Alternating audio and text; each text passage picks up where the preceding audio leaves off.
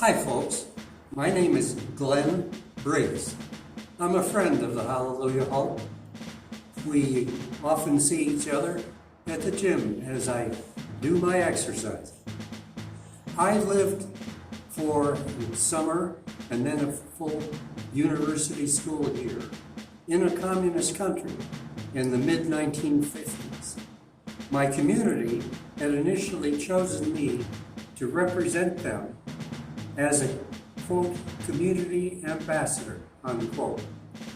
They wanted to know what communism was about, so they sent me to the only communist country that took part in the program. I was sponsored by my community to then come back and make presentations to them of my experience. While I lived there, I determined that the people had been duped into thinking that communism was going to be better than what they had before. What they had before was a monarchy. And yes, it was authoritarian. And yes, it did not take into account all the things that people wanted to do independently. There was very little, if any, personal freedom.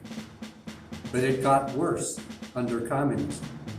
In August of 1954, I and 3 other people met as young students with a gentleman who had been the number 2 man in communist Yugoslavia.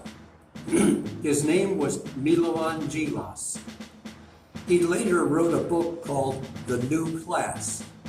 That book explained, as he did that Sunday afternoon, that communism inevitably developed a new elite ruling class who had all the privileges, had all the good things, but they denied them to the population as a whole. The people who lived in that country eventually rejected that way of life, turned back to God, and established 5 or 6 different countries in Yugoslavia. It broke up, and eventually they embraced free market capitalism far more and rejected socialism and communism. They chose not to want to be Marxists. They chose not to want the evil that portended. They proved and have proven since to have been very good at